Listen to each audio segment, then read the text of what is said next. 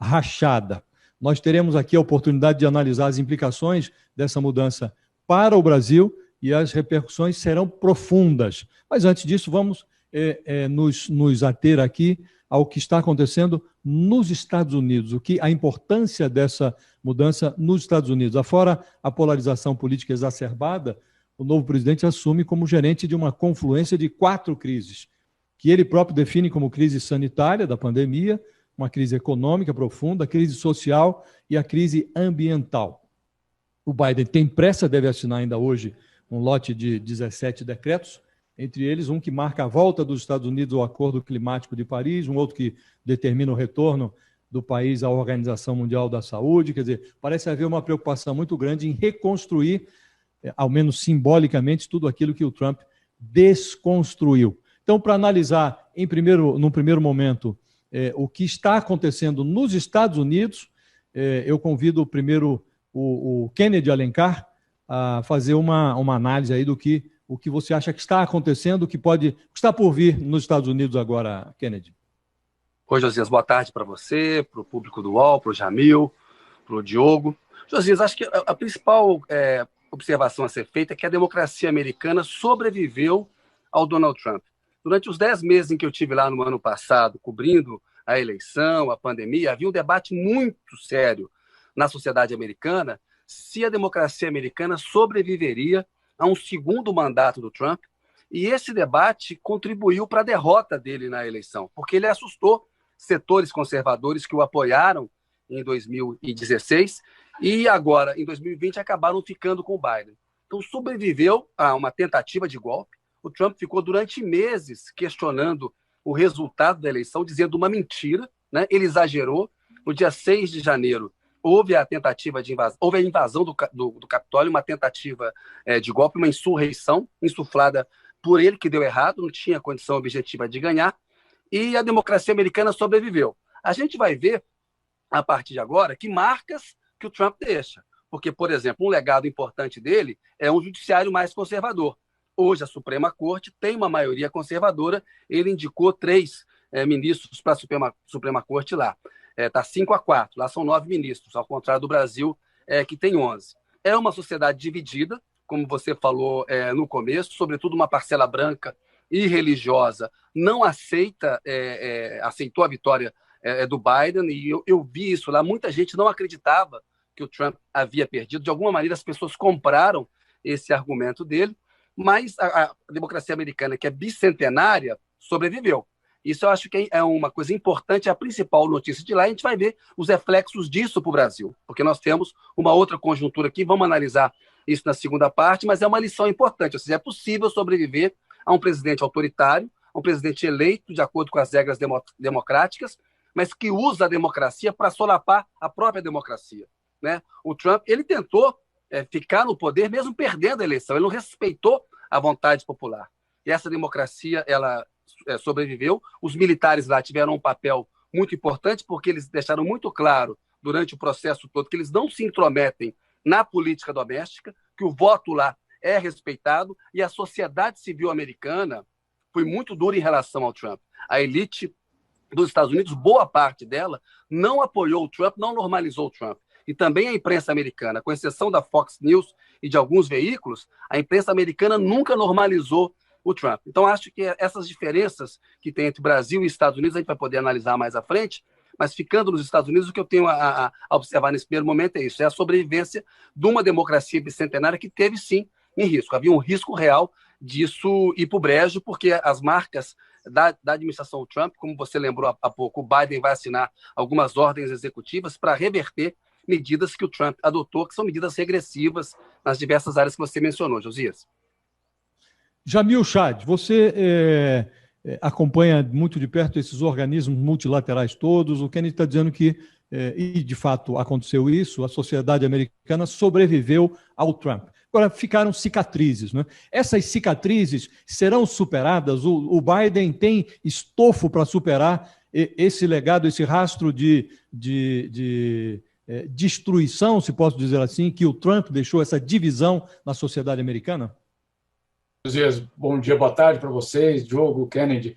Olha, de fato, esse é obviamente, o grande trabalho que ele vai ter pelos próximos anos. Na verdade, é um momento extremamente delicado.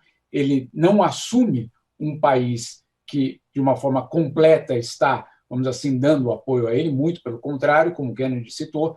Muito vai depender dos gestos que ele fará justamente para essa população que não votou por ele. De que forma isso vai ser tratado?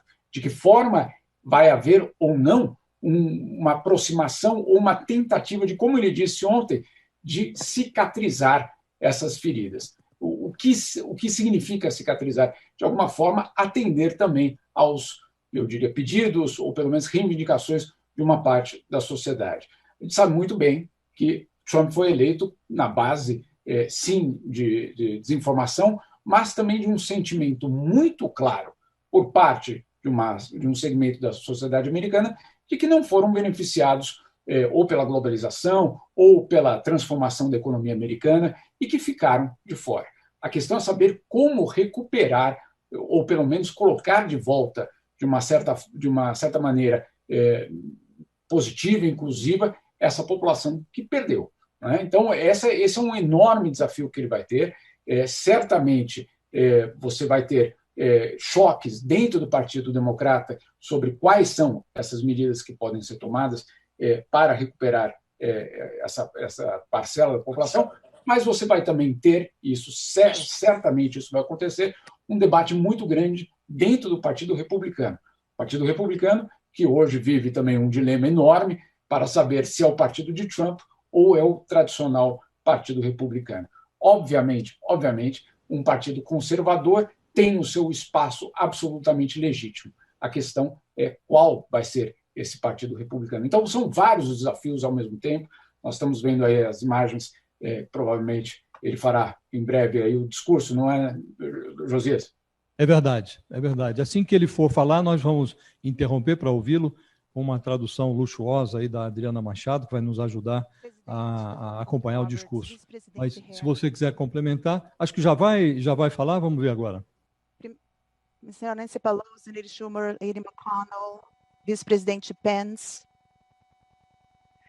queridos convidados, meus concidadãos americanos, esse é o Dia dos Estados Unidos. Isso é o dia da democracia, um dia de história e esperança, de renovação. Por eras, os Estados Unidos têm sido testados e sempre encaramos os desafios. Hoje, comemoramos o triunfo não de um candidato, mas de uma causa, a causa da democracia. O povo, a vontade do povo foi ouvida e a vontade do povo foi atendida. Aprendemos novamente que a democracia é preciosa, mas que ela é frágil. Neste momento, meus amigos, a democracia prevaleceu.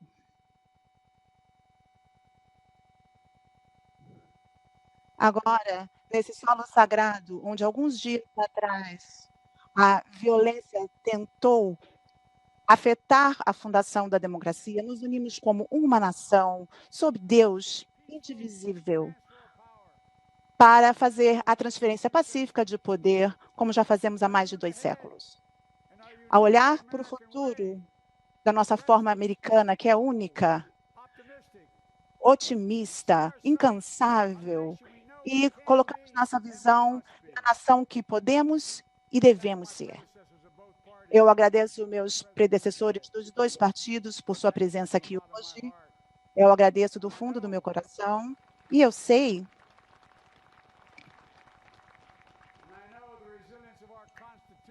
conheço que a resiliência da nossa Constituição e a força da nossa nação, como fez o presidente Carter, conversei ontem à noite, não pôde estar conosco, mas os saudamos pela sua vida de serviço.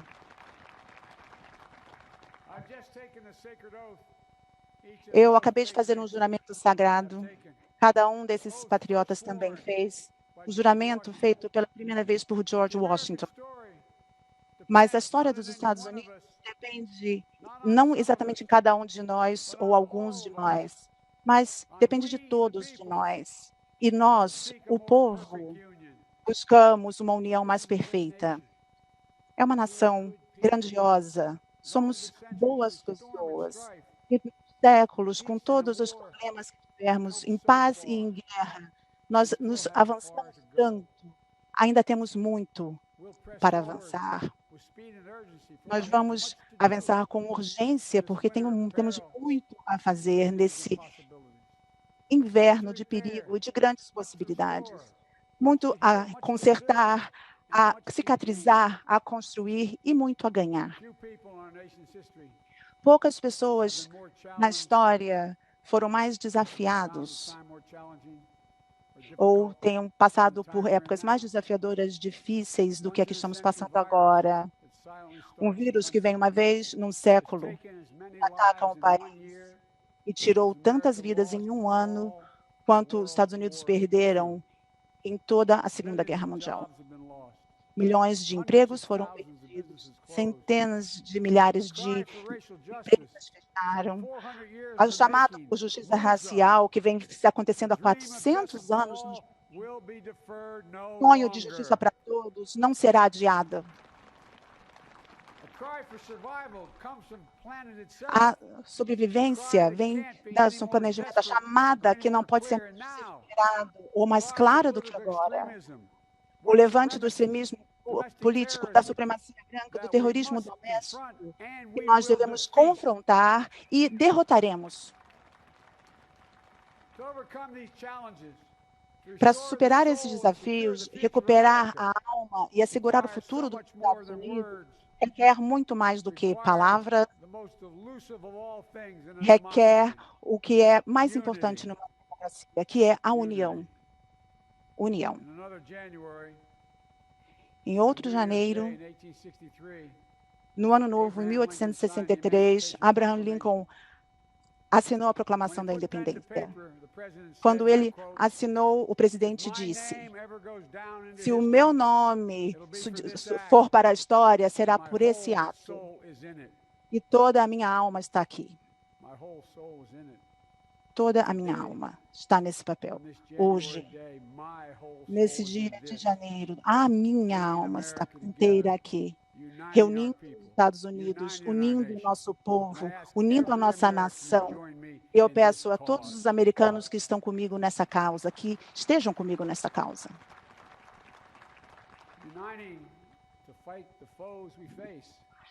Para lutar os nossos problemas, o ódio, ressentimento, o extremismo, a ilegalidade, a violência, doenças, falta de esperança, falta de empregos. Vamos lutar com união. Com isso, poderemos fazer coisas enormes, importantes.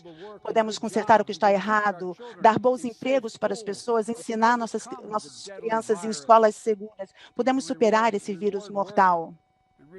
Compensar o trabalho, reconstruir a classe média e ter atendimento de saúde para todos. Podemos fazer justiça social e, mais uma vez, fazer com que os Estados Unidos seja uma força líder do bem no mundo.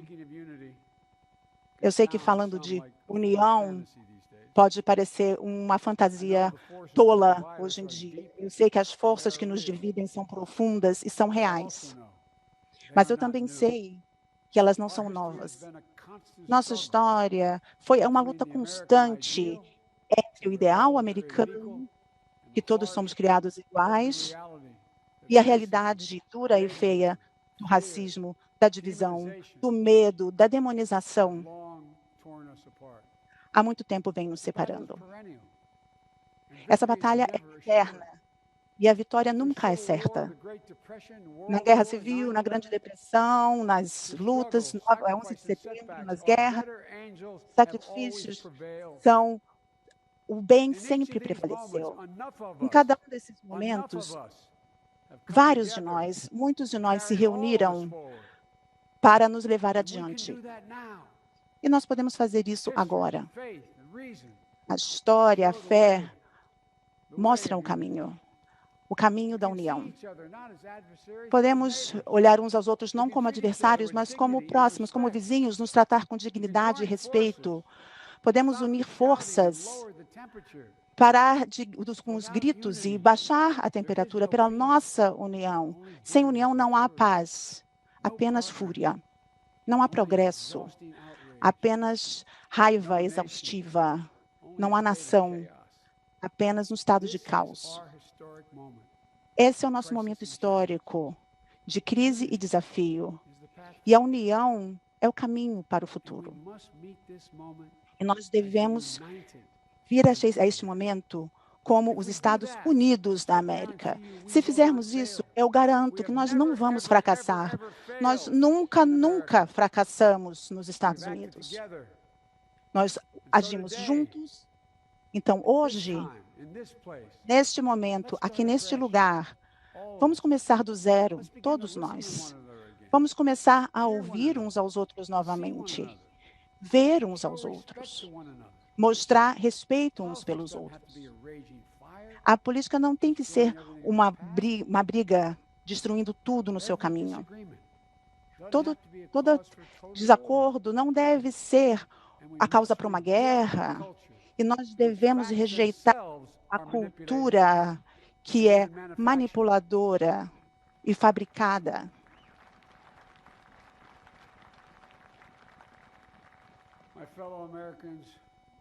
Meus concidadãos americanos, temos que ser diferentes. Os Estados Unidos têm que ser melhor do que isso. E eu acredito que os Estados Unidos são tão melhores do que isso. Olha à sua volta. Estamos aqui às sombras da cúpula do Capitólio, como disse ontem, completado no meio da Guerra Civil, quando a União em si estava em risco. E nós prevalecemos.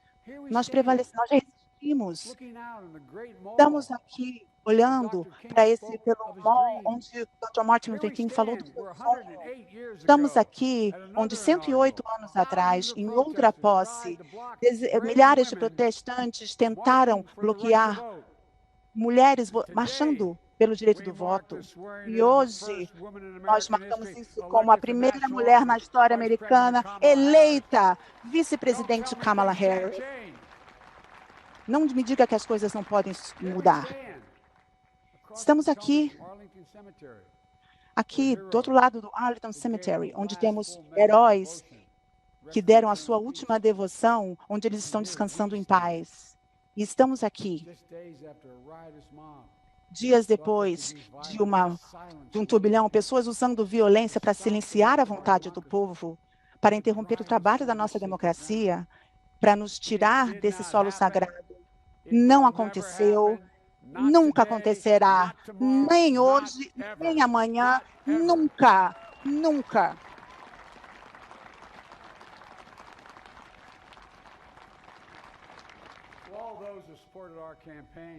Para todos que apoiaram nossa campanha, é com humildade que eu agradeço a fé de vocês. Para quem não nos apoiou, eu digo o seguinte: me ouçam para o futuro. Olhem para mim, para o meu coração. Se você ainda discorda, tudo bem, isso é democracia, isso é os Estados Unidos. O direito de discordar em paz. Talvez essa seja a maior força da nossa nação. Prestem bastante atenção. O desacordo não deve levar à desunião. E eu prometo isso a vocês. Eu serei um presidente para todos os americanos. Todos os americanos. Eu prometo que eu lutarei tanto pelos que não me apoiaram, quanto para aqueles que me apoiaram.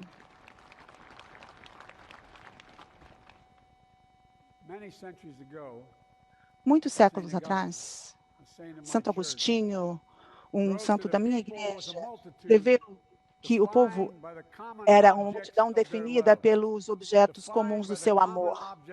Definido pelos objetos comuns do seu amor.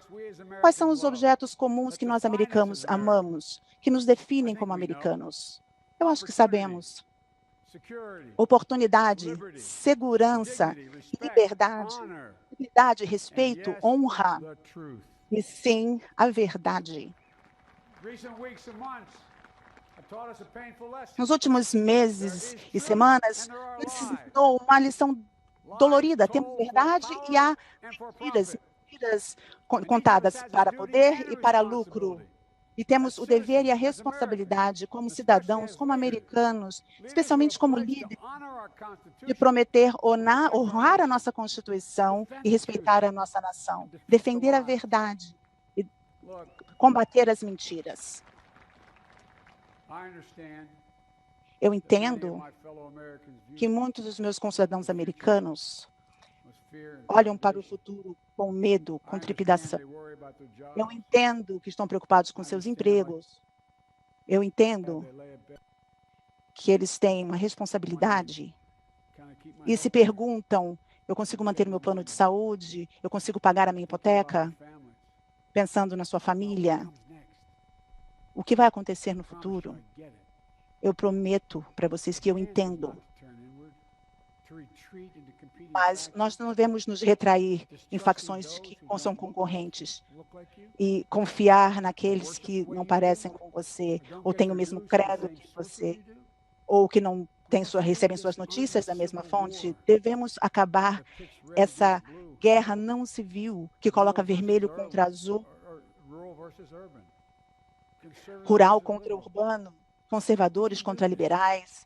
Nós conseguimos isso se abrirmos nossa alma e nosso coração, se mostrarmos um pouco de tolerância e humildade, e se estivermos dispostos a nos colocar no lugar da outra pessoa, como dizia minha mãe, só por um momento, se coloque no lugar do outro.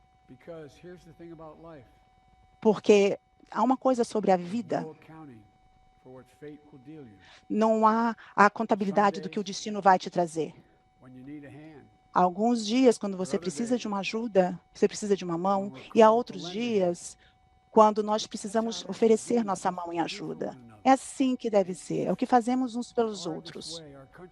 E se formos assim, nosso país será mais forte, será próspero, estará pronto para o futuro.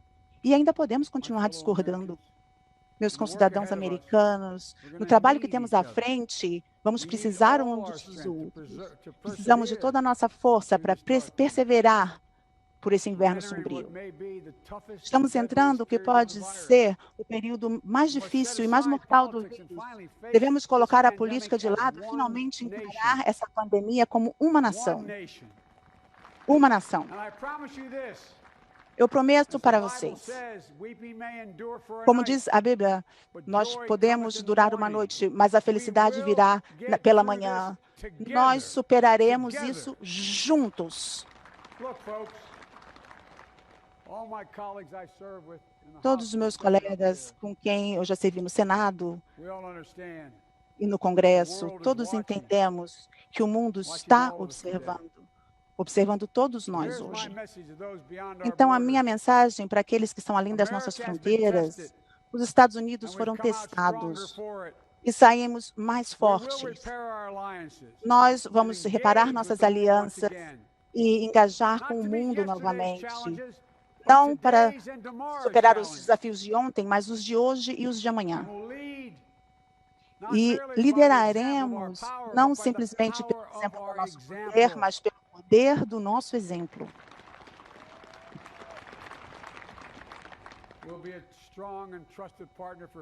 Seremos um parceiro confiável e forte para a paz, progresso e segurança. Vocês todos sabem, nós já passamos por tanto nessa nação. E o meu primeiro ato como presidente será pedir a vocês para que vocês se unam a mim em um momento de silêncio, em oração, lembrando todos que perdemos para a pandemia neste último ano. 400 mil cidadãos americanos, pais, mães, maridos, mulheres, filhos, filhas, amigos, vizinhos, colegas. Honraremos a eles como uma nação e como povo. Sabemos como nós devemos e seremos. Então, uma oração em silêncio para aqueles que perderam sua vida e que foram deixados para trás pelo nosso país.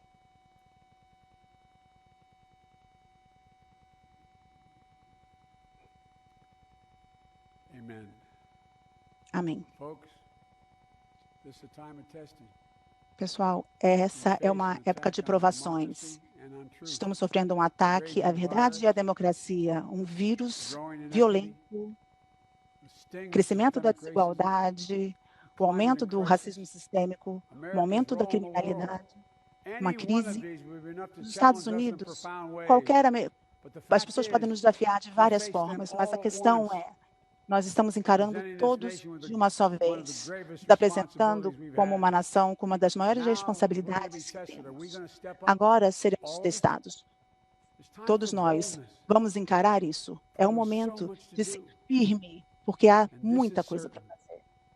E uma coisa é certa, eu prometo a vocês, nós seremos julgados, eu e vocês, pela forma como vamos resolver essa crise em cascata da nossa era. Se vamos dominar esse momento raro e difícil, vamos cumprir nossa obrigação e passar um mundo melhor para os nossos filhos? Eu acredito que devemos, acho que vocês também. Eu acredito que faremos isso. E quando isso acontecer, nós vamos escrever o próximo grande capítulo na história dos Estados Unidos da América, a história americana. Uma história que pode parecer algo como uma música que significa muito para mim, chamada o Hino Nacional Americano.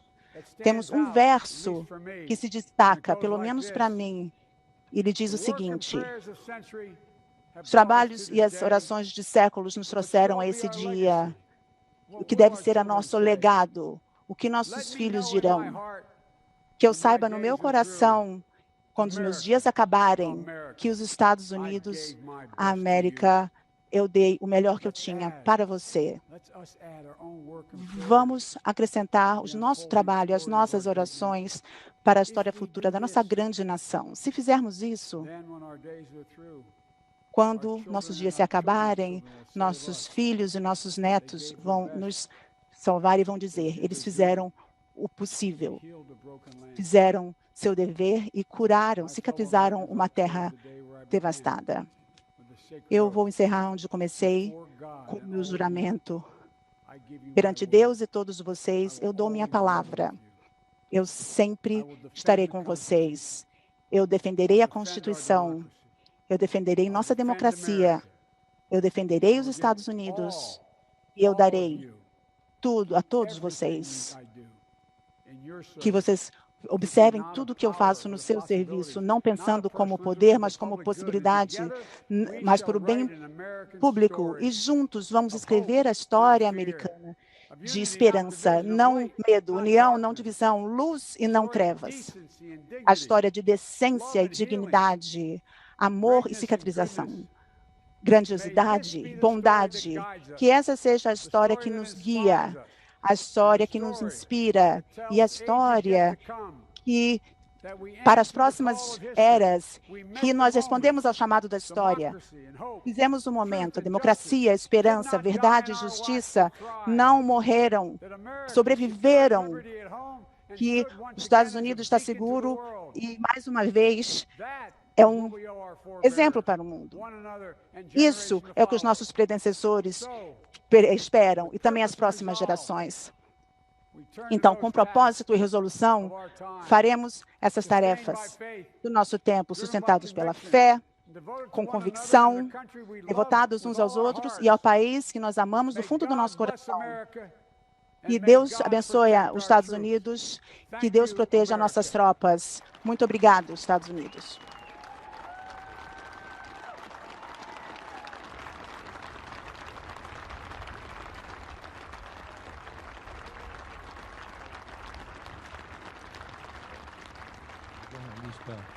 Luísa Duarte, que se junta a nós desde Nova York. A gente estava fazendo, Luísa, antes da sua chegada, uma análise dos reflexos dessa posse do Joe Biden na economia doméstica americana. Depois vamos analisar também os reflexos disso para o Brasil. Tínhamos ouvido o Kennedy, ouvimos também o Jamil Chad. Eu quero ouvi-la em breve, vou ouvir daqui a pouco o Diogo. Só para realçar aqui, para quem está se juntando a nós nesse momento, para comentar ligeiramente aí o que disse o Joe Biden, me pareceu um discurso muito apropriado. No próprio discurso, o Biden marca uma diferença muito acentuada em relação ao professor Donald Trump. Um discurso ponderado, de um homem escolado, um político que traz aí 36 anos de vida parlamentar nas costas, mais 8 anos como vice-presidente do ex-presidente Obama. Ele realça, um pouco para contrastar a ausência do Trump, que saiu pela porta dos fundos mais cedo, foi embora mais cedo. Ele realça a ausência do Jimmy Carter, não foi por razões sanitárias, ele tem uma idade já avançada e por conta da pandemia preferiu não comparecer, mas mandou lá a mensagem dele. E ele realça a presença do Clinton, do Bill Clinton, do George Bush, do próprio Barack Obama, enfim, realça a presença de ex-presidentes, dá uma solenidade à cerimônia, e aí fala do inverno perigoso que os Estados Unidos estão vivendo, utiliza verbos muito sintomáticos, né? Consertar, cicatrizar, reconstruir, quer dizer, ele dá uma ideia de que está assumindo realmente uma terra arrasada. Fala em salvar vidas e, ao mesmo tempo, preservar empregos, para realçar essa ideia de crise sanitária não pode ser administrada sem ter olhos voltados também para a economia do país.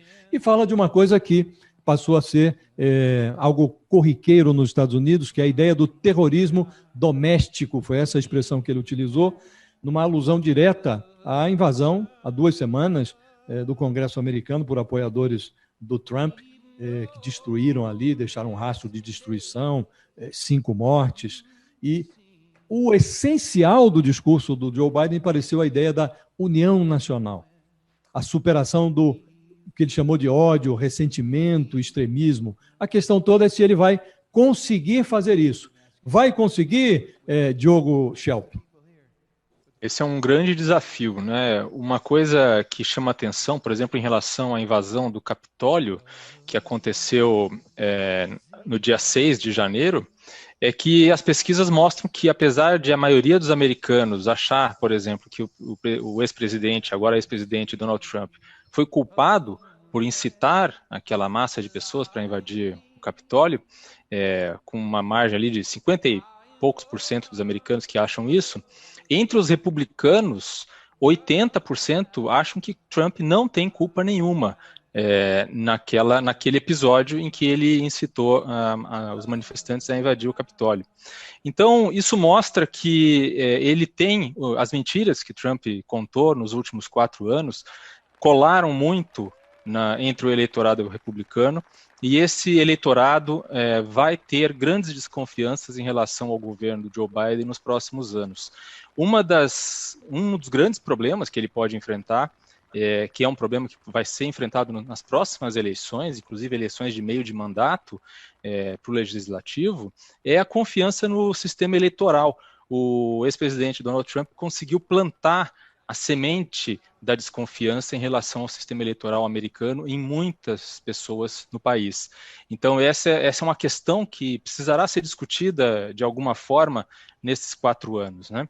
E eu achei muito interessante que no discurso do Joe Biden, esse discurso de posse, ele falou em união tantas vezes, né, Josias, como você bem lembrou, e ele falou bastante também da pandemia, que foi a razão pela qual ele foi eleito. Ele acabou ganhando essas eleições, porque a postura do ex-presidente Donald Trump foi uma postura de negacionismo, né? Uma postura muito parecida com a que tem o presidente brasileiro Jair Bolsonaro, mas que nos Estados Unidos não foi aceito e acabou resultando na derrota de Trump nas urnas. Se não fosse a pandemia e não fosse essa postura do ex-presidente Donald Trump em relação à pandemia, provavelmente Trump teria sido reeleito, porque a gente tem que lembrar que no início, por exemplo, no início de 2020, em janeiro, a economia americana ia muito bem, a taxa de desemprego era baixíssima.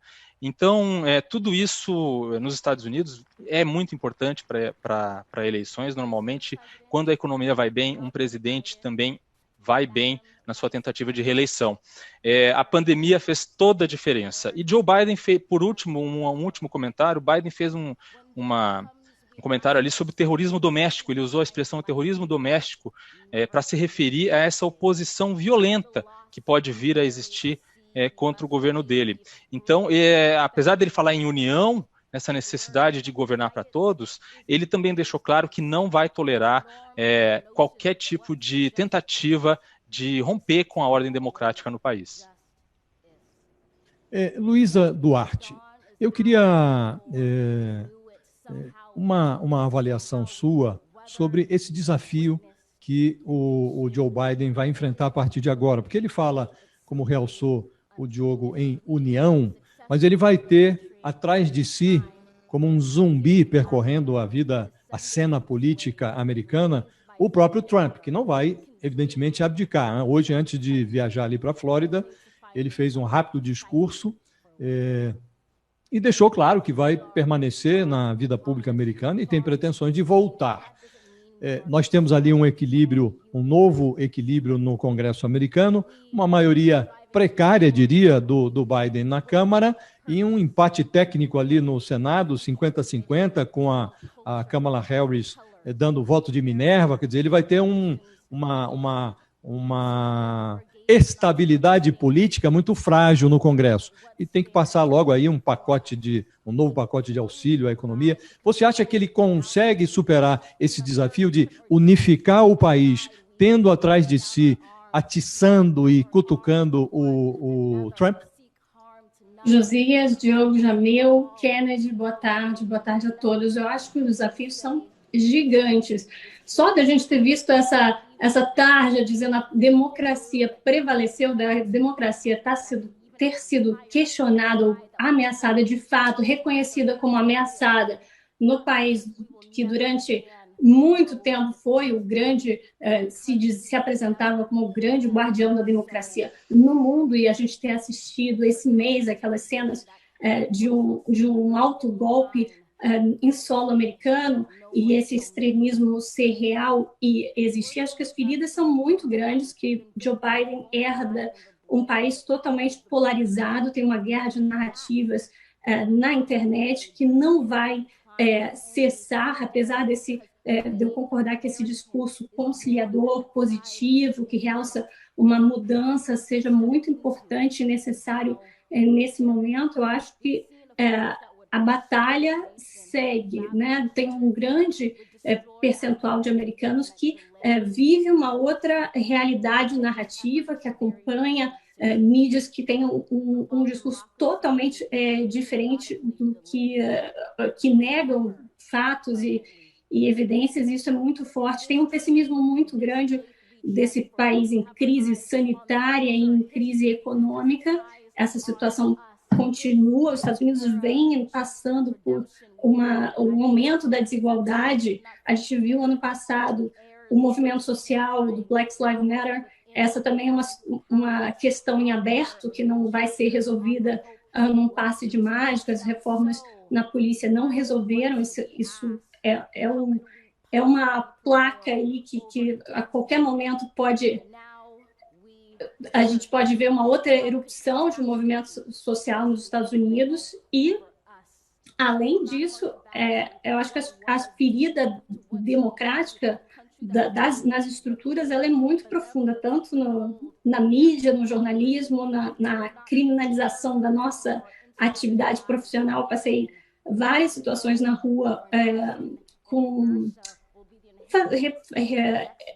ao vivo na rua e ouvindo comentários das pessoas, tanto muito positivos, obrigada por fazer o seu trabalho, por trazer informação, quanto ofensas das mais violentas que impedem mesmo o uso da canopla em manifestações. Então, tem uma parcela muito hostil da população americana, uma polarização muito grande, embora o discurso agora seja de união e positividade. Acho que vai ser bastante complicado daqui para frente. Só o fato de Trump não estar presente nessa cerimônia, que é o grande símbolo da transição democrática, já mostra bem o tamanho do buraco.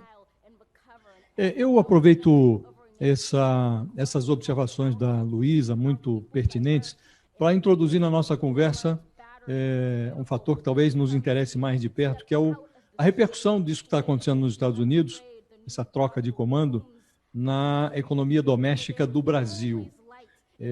Quer me parecer que a chegada do Joe Biden à Casa Branca mostra que há muito de semelhante em relação ao que está acontecendo nos Estados Unidos e o que ocorre no Brasil. Essa divisão da sociedade, essa polarização política que ultrapassa o mundo da política e chega à própria sociedade, esses extremos. E o presidente Bolsonaro tem diferenças profundas em relação ao Joe Biden, isso ficou claro já durante a campanha, e essa substituição impõe um desafio ao governo Bolsonaro. O governo Bolsonaro precisa substituir as relações exteriores baseadas na ideologia pelo velho e bom profissionalismo da diplomacia brasileira. Quer dizer, os profissionais do Itamaraty foram como que retirados de cena em 2019, quando o Bolsonaro tomou posse, e agora há elementos no cenário que reclamam esse profissionalismo.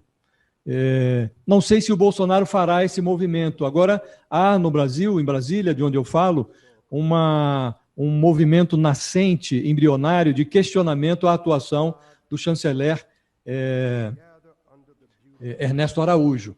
Todo mundo achando que o chanceler não está adequado ao momento que o Brasil vive. Ocorre que o chanceler, ele é apenas o efeito do presidente Bolsonaro. O chanceler não faz senão aquilo que o Bolsonaro deseja. E nós estamos vivendo agora o drama dos efeitos, o resultado dessa política isolacionista. Acho que nós estamos, ninguém disse ainda, talvez por pena, mas se consolidou o projeto pária do Brasil. O chanceler Ernesto Araújo tem como que um orgulho do isolamento do Brasil. Ele chegou a verbalizar isso. Ele disse, no ano passado, que se a atuação do Itamaraty, essa atuação atual, faz de nós um pária internacional, então, na expressão dele, que sejamos esse pária. Quer dizer, tem orgulho de ser pária.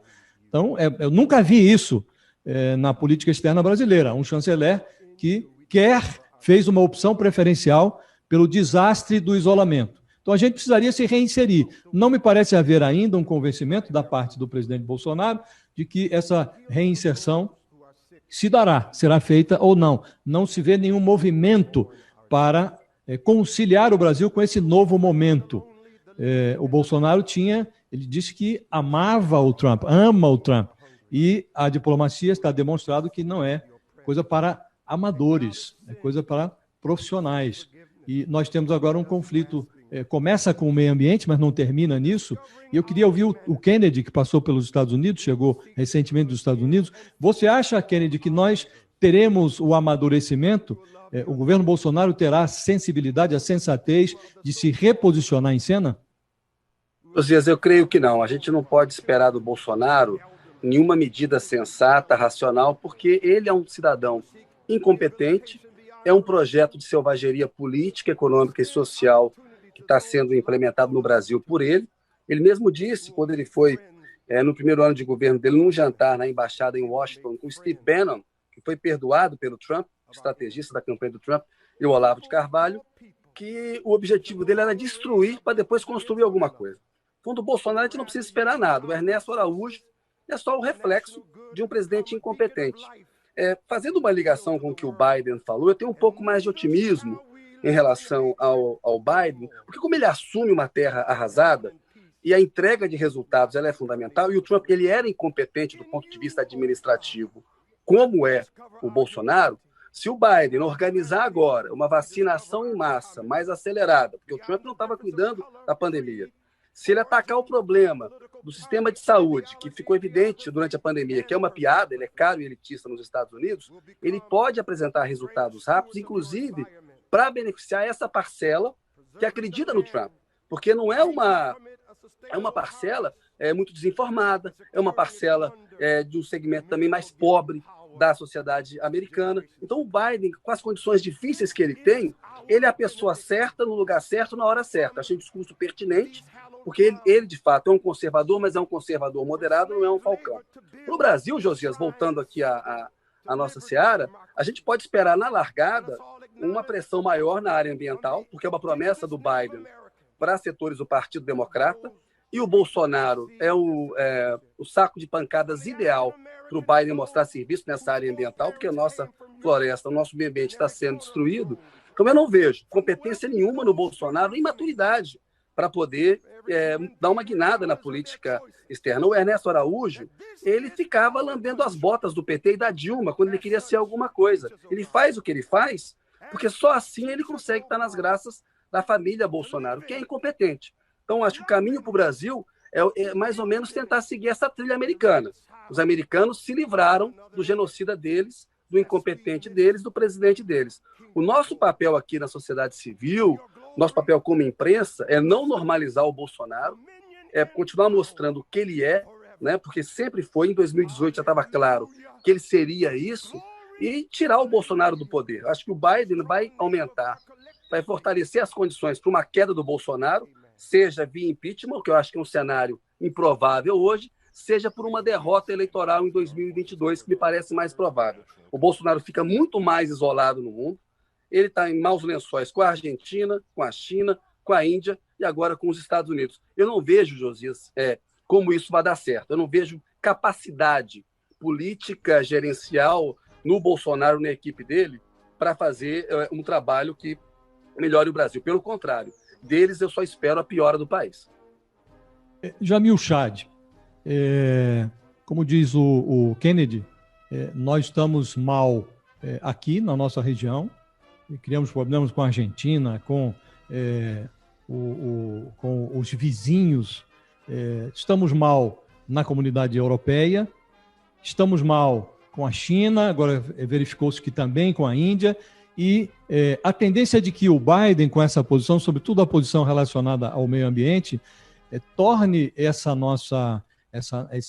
nosso mal-estar planetário ainda mais grave, porque ele deve se aproximar, evidentemente, a posição ambiental do Biden coincide com as preocupações da comunidade europeia. E nós dependemos dessa comunidade europeia para consolidar aquele acordo Mercosul-União Europeia. E a principal pendência, o principal senão, é o senão ambiental. E não há também, em relação ao meio ambiente, nenhum sinal de que o presidente vá trocar o comando dessa área ambiental, assim como não há ainda indicação, pode até vir a fazê-lo, mas se trocar, vai trocar 6 por meia dúzia na chancelaria brasileira. Você acha que essa capacidade de articulação dos Estados Unidos tende a produzir um isolamento maior do Brasil no cenário mundial? Josias, tende sim, e isso pode ser, inclusive, muito rápido. Vamos por partes aí e tentar dissecar aí cada um dos temas. Em primeiro lugar, os organismos internacionais, né, que o Bolsonaro, basicamente a gestão Bolsonaro, esses organismos internacionais, uma espécie de complô globalista por onde comunistas poderiam entrar e tentar influenciar o mundo e acabar com as soberanias. Basicamente, essa é a tese. Bom, amanhã, não é semana que vem, não é o ano que vem, amanhã o Biden já manda o Tony Fauci para a OMS para fazer um discurso para reforçar não só a posição dos Estados Unidos na OMS, mas dizer para a OMS, sim, vocês têm um mandato de coordenar a resposta global. Vamos lembrar, no Brasil, qual era o posicionamento? O OMS não serve para nada, o Tedros nem médico as recomendações não vamos seguir, ou seja, você já tem uma situação muito clara, imediata, de que, pelo menos a gestão Biden, vai recolocar a OMS no centro da resposta global. Não só isso, Biden também vai anunciar amanhã, não ele, o seu representante, que o governo americano vai entrar na aliança das vacinas, ou seja, COVAX, aquela aliança que o Brasil hesitou, disse que não precisava, disse que tinha outras coisas. Quando o Brasil aderiu com o mínimo possível de vacinas, comprou um mínimo, né, não podia comprar menos, ou seja, foi quase simbólica a entrada do Brasil ali. Então você vai ter, na questão da pandemia, não só um isolamento em termos de posicionamento, do negacionismo, não só isso vai acabar, mas você vai ter uma situação em que essas entidades internacionais podem ganhar força, em primeiro lugar. Em segundo lugar, a questão ambiental. A questão ambiental absolutamente fundamental para o futuro. Eu não diria para alguns meses, eu diria para os próximos anos. Boris Johnson já fez uma sinalização para os americanos, para Biden, para se unir em torno de uma agenda ambientalista. Você tem uma situação muito real de pressão. E você tem, acima de tudo, e aí eu compartilho da tese do Kennedy, o Ernesto Araújo não é o posto Ipiranga do Bolsonaro. Né? Não era a mesma situação em que Paulo Guedes tem um certo poder, uma certa, vamos dizer assim, uma área de liberdade para atuar. Vamos só lembrar o que aconteceu há pouco tempo, antes da pandemia. Eduardo Bolsonaro foi ali, ensaiou uma mudança para ser embaixador do Brasil nos Estados Unidos. Quando aquilo ali foi interrompido, qual foi a ameaça que foi feita? A ameaça foi feita a seguinte: Ernesto Araújo vai para Washington e Eduardo poderia assumir o Itamaraty. Quer dizer, você vê que o Itamaraty é um braço, e isso é muito claro, principalmente na área de direitos humanos, é um braço dessa guerra cultural que o governo lidera em vários outros temas, no que se refere a gênero, no que se refere aos direitos LGBT, enfim, o Itamaraty faz parte dessa perna. Então, você, bem colocado pelo Kennedy, não sei se é a mudança de ministro que vai mudar a posição do Brasil. Agora, tendo dito tudo isso, a verdade é que a questão da vacina escancarou o que já ficava muito claro, ou pelo menos começava a ficar muito claro, que era o isolamento do Brasil. Quando você não consegue dialogar, quando você não consegue nem sequer ter um interlocutor para ir conversar, é porque a situação, obviamente, é muito grave. Então, o que pode acontecer nos próximos, eu diria, semanas, nem mesmo meses, é que esse isolamento vai ficar escancarado, em que você vai ter um governo americano que vai chegar à OMS não só com cheque, mas dando poderes para a OMS, ou voltando a dar poderes. Você vai ter um governo americano que vai falar de meio ambiente, e você vai ter um governo americano, como já foi sinalizado, que quer uma cúpula da democracia, uma cúpula para falar de temas, basicamente, das instituições democráticas. E aí a grande pergunta: quem é que vai ser convidado? Né? E só para completar, José, esse isolamento, ele dá sinais em vários locais. Né? Não é um marco do isolamento. Eu diria, ele se prolifera em vários fóruns. Um deles é o G7. O G7 vai estar sendo presidido pelo Boris Johnson esse ano. Boris Johnson decidiu convidar 3 países emergentes. Olha só, deixou o Brasil de fora.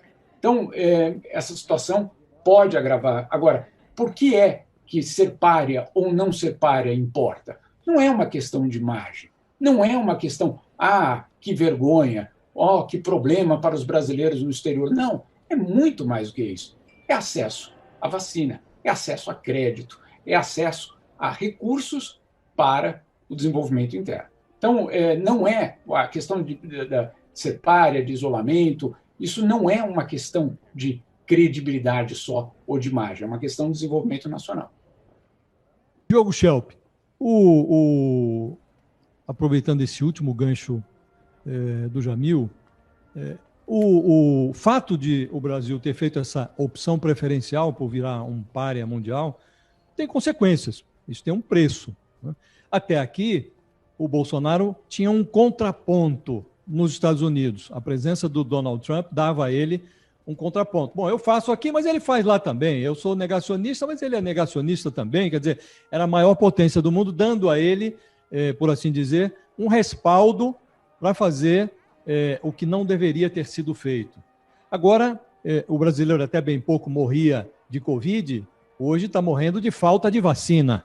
E nós não temos, nós temos um Itamaraty que não tem interlocução com a China, dando tanta canelada nos chineses, que agora o Brasil precisa de insumos farmacêuticos para que o Butantan e a Fiocruz possam intensificar a produção de vacinas, e os chineses, na dele, olha, bom, vamos repactuar aqui a nossa relação.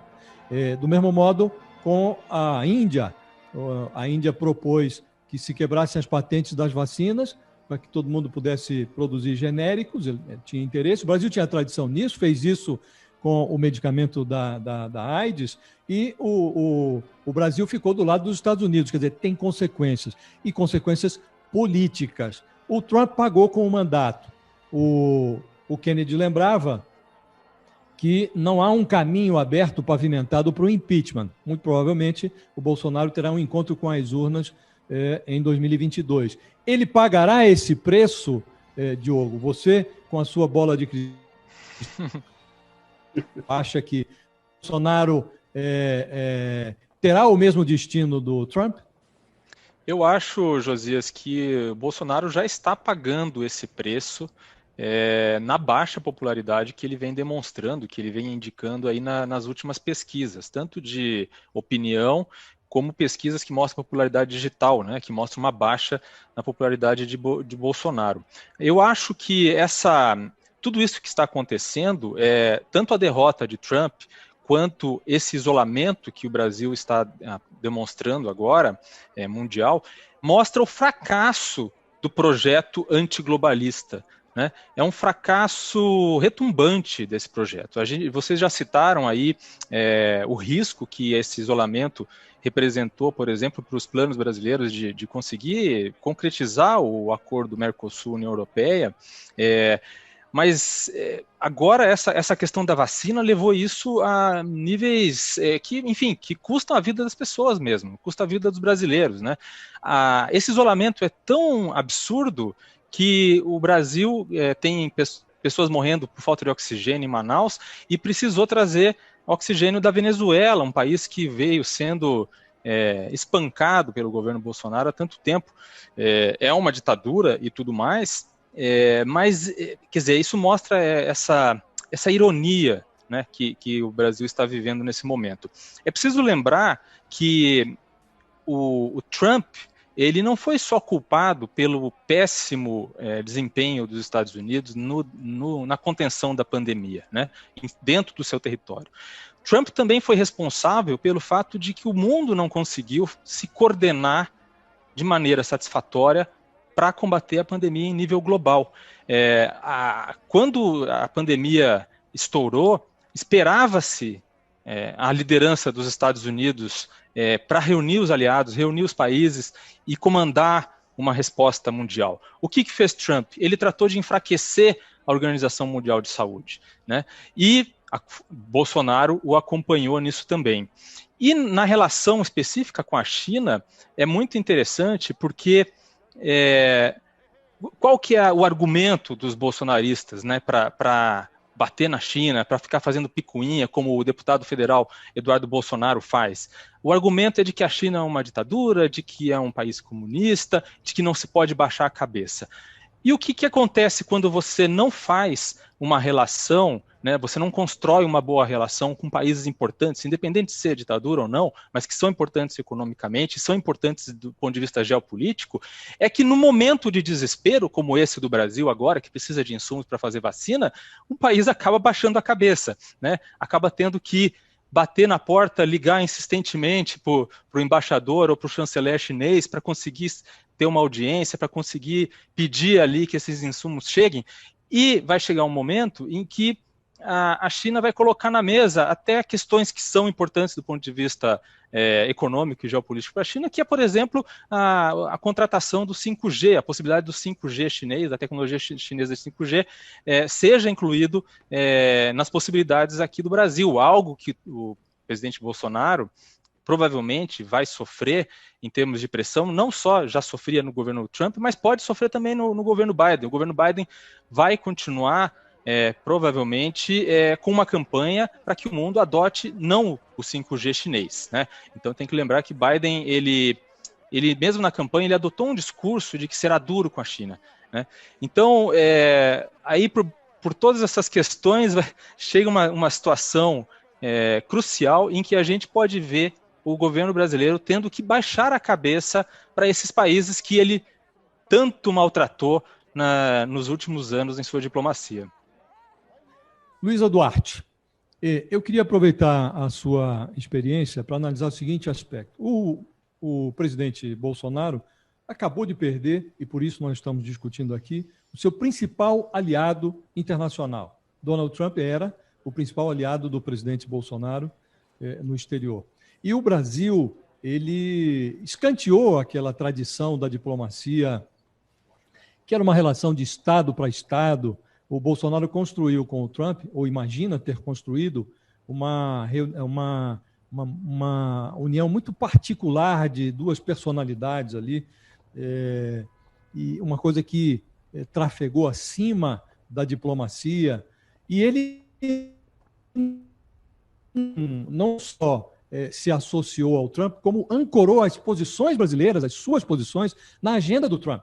Então, a agressividade contra a China, que é o maior parceiro comercial do Brasil, à frente, inclusive, dos Estados Unidos, a posição contra os organismos multilaterais, contra a ONU, contra a OMS, esse negacionismo em relação à pandemia, isso tudo eram posições do Trump que foram incorporadas pelo Bolsonaro. Hoje você tem um presidente que é o oposto disso, é o Joe Biden. O que eu lhe pergunto é, a diplomacia brasileira está preparada para se reposicionar e qual é a receptividade do governo americano para esse eventual reposicionamento, que eu acho até que não ocorrerá. Como disse o Kennedy, o Brasil virou ali um saco de pancadas interessante para os Estados Unidos. Agora, os Estados Unidos também sempre foram um país muito pragmático, tem interesses a defender no Brasil. O que é que você acha que vai acontecer nesta relação? O Bolsonaro se reposicionando ou não, os Estados Unidos terão que encarar o Brasil de alguma maneira. Como será esse novo relacionamento, a seu juízo? Bolsonaro se identificou com o trumpismo de uma forma fusional, né? E em vários momentos em detrimento dos nossos interesses nacionais por motivos de sobrevivência política interna, como uma questão de se manter. Esse isolacionismo do Brasil ele vem se construindo há bastante tempo, talvez desde o impeachment, e num crescendo muito grande, não só dos boicotes aos grupos que a gente fazia parte, o boicote do BRICS, por exemplo, que foi esvaziado também por várias circunstâncias, mas também pelo governo Bolsonaro, e a gente está colhendo as consequências disso, por exemplo, com a vacina, né, desse enfraquecimento do BRICS e de outros organismos. Esses ataque à ciência, às minorias, às liberdades individuais, ao meio ambiente, Bolsonaro é uma pessoa. Ninguém quer aparecer na foto com Bolsonaro, ainda bem que, com a pandemia, as viagens e os grandes fóruns internacionais estão suspensos, mas a tendência,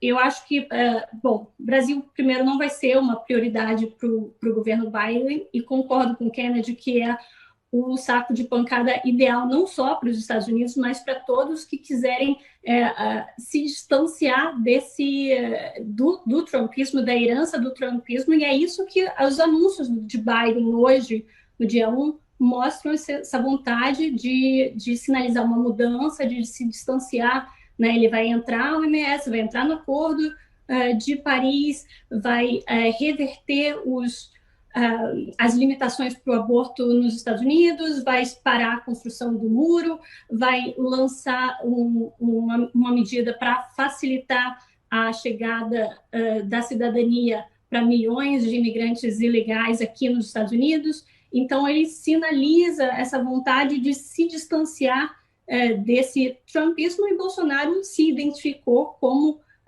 um aliado fusional desse trumpismo, e por isso não terá muito espaço ou portas abertas em Washington. Agora, a relação no Brasil e Estados Unidos é muito, muito antiga. O Brasil continua sendo um grande país, tem a questão com a China que vai continuar, talvez provavelmente com um tom mais suave, mais o atrito crescente, a trajetória está dada de atrito, Xi Jinping continua, Trump sai, mas Xi Jinping continua e continua por bastante tempo, né?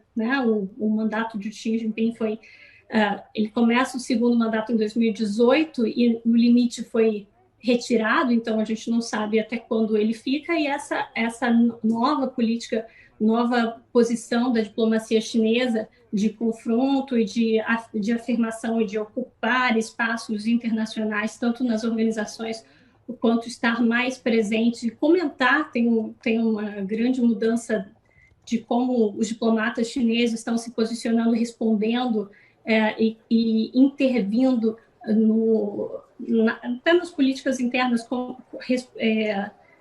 comentando assuntos. Antes eles tinham uma comunicação muito formal, muito seca, e agora a gente vê convites como de investigação dos Estados Unidos pela ONS e outras situações. Então, a gente se isolou e não soube aproveitar esse impasse que vai continuar.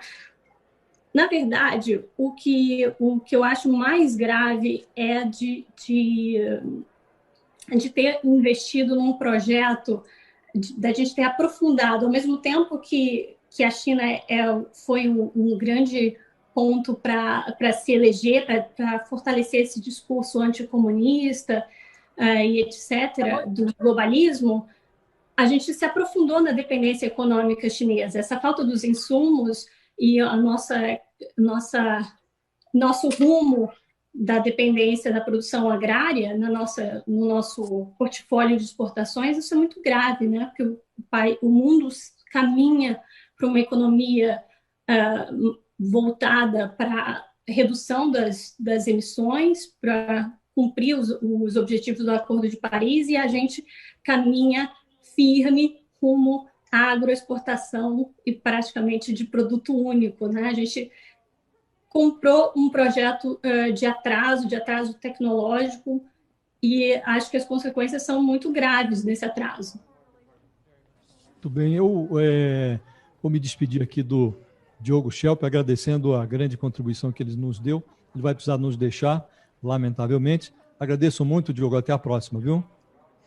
Josias, muito obrigado. Antes de me despedir, rapidamente, eu queria acrescentar uma coisa que eu acho que é muito interessante do que a Luísa falou, ainda dentro dessa coisa do Brasil, desse assunto brasileiro, é que com essa inoperância da diplomacia brasileira, está surgindo uma espécie de diplomacia paralela necessária, que já foi visto quando o Brasil fracassou na COP25, né, o encontro do meio ambiente, das mudanças climáticas, que foram os governadores ali tentando fazer acordos climáticos com países, com empresas, já que o governo federal se negava a fazer, e isso agora está aparecendo de novo. A gente vê o governador João Dória fazendo um discurso em relação à China mais centrado, agora o Rodrigo Maia tentando se encontrar com o embaixador chinês, se encontrando com o embaixador chinês e tentando fazer essa diplomacia paralela, que é um sinal dessa inoperância da diplomacia do Itamaraty, comandado por Ernesto Araújo e pela tríade Eduardo Bolsonaro e Felipe Martins, o assessor da presidência. Então é um tema aí para a gente ficar de olho nos próximos meses. Um abraço para você, Josias, para o Kennedy, para o Jamil e para a Luísa. Até mais. Até mais. Muito obrigado, Diogo. Eu queria aproveitar a presença de todos para analisar um outro aspecto. O Bolsonaro, nesse relacionamento carnal que manteve com o Trump, costuma celebrar o que ele chama de conquistas.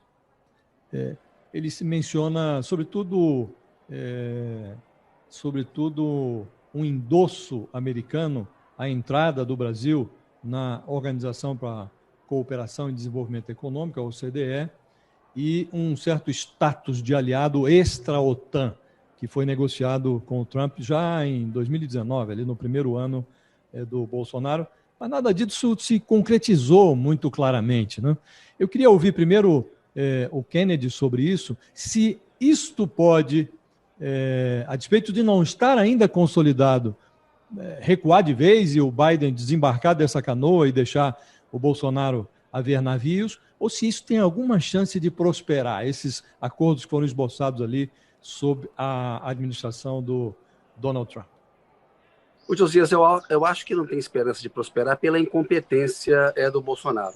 Os Estados Unidos, eles têm os interesses nacionais deles e defenderão isso de qualquer maneira. Nem sempre eles são coincidentes com os interesses brasileiros. O Biden, ele não é a salvação da lavoura para o planeta e muito menos para o Brasil. O Brasil que será a salvação da sua própria lavoura, né? A gente tem, com a nossa autodeterminação, seguir o nosso rumo no mundo. O Bolsonaro, ele cometeu o erro geopolítico por não submeter os interesses brasileiros aos interesses dos Estados Unidos. Isso é um erro, um país submeter os interesses nacionais a uma outra nação. Ele submeteu aos do Trump. Nesse momento, não interessa para o Biden uma Brasília ocupada pelo Bolsonaro. Vamos só pegar a questão ambiental. Eu não vejo nenhuma chance de o Bolsonaro mudar a mentalidade dele em relação à devastação que ele está fazendo no meio ambiente brasileiro. Ele realmente acredita que a Amazônia tem que ser desenvolvida de uma outra maneira. Ele vende esse falso discurso de que é uma tentativa de anexação internacional da Amazônia, o que é uma mentira, e tem um efeito concreto para o aquecimento global. Então, o governo Biden vai atuar de uma maneira, creio, muito firme nessa questão da área ambiental. Acho que o Bolsonaro é o saco de pancadas ideal na questão ambiental. Agora, o Brasil é um país importante, Josias, para a estabilidade da América Latina, né? A forma como a gente trata a Venezuela hoje é completamente equivocada. O Biden, eu acho que ele vai ter uma estratégia mais sofisticada para lidar com a Venezuela, apesar de lidar também com uma maneira dura, com Cuba. A gente tem que lembrar que o Obama tentou distensionar a relação com Cuba, inclusive com Chávez. Na época, o Lula mediou um pouco isso, e o próprio Obama teve conversas com o Chávez e encontros que eles tiveram na América Latina. E tem também a forma como o Biden vai lidar com a China. Ele diz que a China é uma competidora, não é uma adversária como a Rússia do Putin.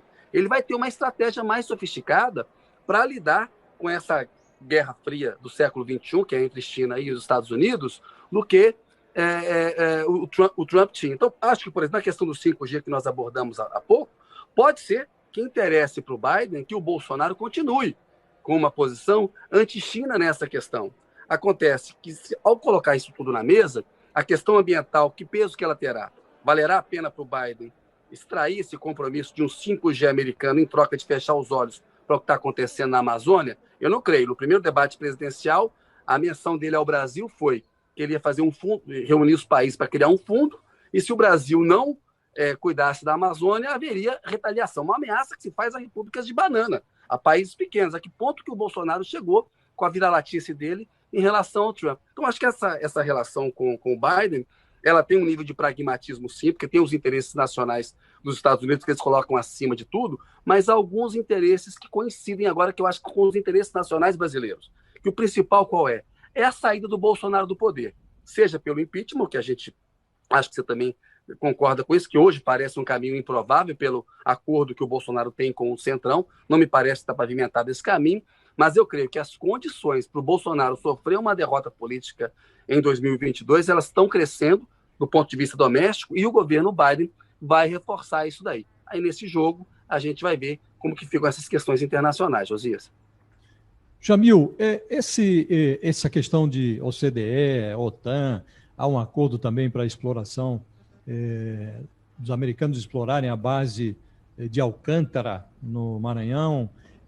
Eu queria que você analisasse a possibilidade de se manter, de ser revisto e tal. E queria ouvi-lo também, com a experiência que você tem na cobertura desses organismos multilaterais, sobre o que acontecerá, o que está acontecendo e o que pode vir a acontecer com a diplomacia brasileira. As pessoas não se dão conta, mas o Itamaraty sempre foi tratado como uma instituição de Estado, né? Não de governos, uma instituição capaz de salvaguardar o interesse nacional, mesmo diante de oscilações conjunturais, oscilações internas e internacionais. E isso foi como que desvirtuado, né? Essa memória, essa profissionalização da diplomacia brasileira, isso tudo foi subvertido. O Diogo mencionava há pouco essas tentativas de diplomacia paralela, né, que são, na verdade são puxadinhos, é o relacionamento que o governo de São Paulo constrói à margem dessa confusão com o governo chinês, a tentativa do quase ex-presidente da Câmara, que vai ser presidente só até fevereiro, o Maia, de construir também uma relação paralela com a embaixada chinesa. Quer dizer, o que será da diplomacia brasileira, do Itamaraty, agora, sobretudo com a chegada do Biden, que essas diferenças, o custo desta movimentação fica mais evidente? Nós teremos a capacidade de nos reconstruir ainda durante o governo Bolsonaro, ou depende de uma troca de comando aqui também? Josias, antes de mais nada, sobre a OCDE. A OCDE era uma promessa, era um acordo em que, de um lado, haveria um apoio do governo Trump para a adesão do Brasil na OCDE, e, de outro lado, o Brasil fez várias concessões, mas várias, inclusive imediatas, no caso do trigo, mais especificamente, mas também, e aí um ponto fundamental das negociações comerciais internacionais, o Brasil abriu mão do seu status de país em desenvolvimento. Isso deixou, não preciso nem te explicar, a dimensão da traição que os outros países em desenvolvimento sentiram quando o Brasil tomou essa postura. Só para a gente ter uma ideia do que isso significa que, basicamente, aqueles países em desenvolvimento que poderiam ter mais tempo para desgravar suas tarifas, para reduzir os seus subsídios, passariam a ter as mesmas regras dos países ricos. Basicamente é isso. Agora, na OCDE, então, a questão era: o Brasil entregava isso, o que de fato foi feito, e, do outro lado, o governo americano apoiava essa entrada. A questão é que a entrada na OCDE não dependia só dos americanos, dependia de um acordo global entre europeus e americanos para a expansão da OCDE. Esse acordo nunca aconteceu. Então, de fato, foi uma promessa de algo que poderia acontecer no futuro contra uma entrega imediata. Para começar, você não faz uma negociação em que você entrega algo imediatamente e recebe como troca uma promessa futura. Principalmente porque o presidente que fez essa promessa agora perdeu. Então, o Brasil ficou órfão hoje na OCDE, no seu processo na OCDE, vai ter de renegociar isso com Joe Biden, vai ter de renegociar esse apoio do governo americano com Joe Biden, e tem um empecilho muito grande, que do outro lado do Atlântico, aqui, você tem um governo francês disposto a fazer tudo para não deixar a agenda brasileira prosperar. Então, é extremamente complicado, e ali você vê a dimensão, você falou uma palavra muito importante no começo, o amadorismo, não o amadorismo como uma atitude, mas talvez como um sentimento, né, Josias? O do amador, o que ama e deixa de lado os seus interesses, basicamente. E aí você tem uma situação que é exemplar. O Brasil entregou a sua parte de forma imediata e recebeu de volta uma promessa de alguém que perdeu a eleição. Então, vai ter de pagar duas vezes, vai ter de voltar e negociar mais uma vez com Joe Biden. Pode haver um acordo? Pode, claro que pode, mas vai pagar duas vezes. Então, é algo extremamente emblemático do que é esse amadorismo na prática. Esse é um primeiro ponto. O segundo ponto, sobre a diplomacia. Você tem toda a razão, Josias.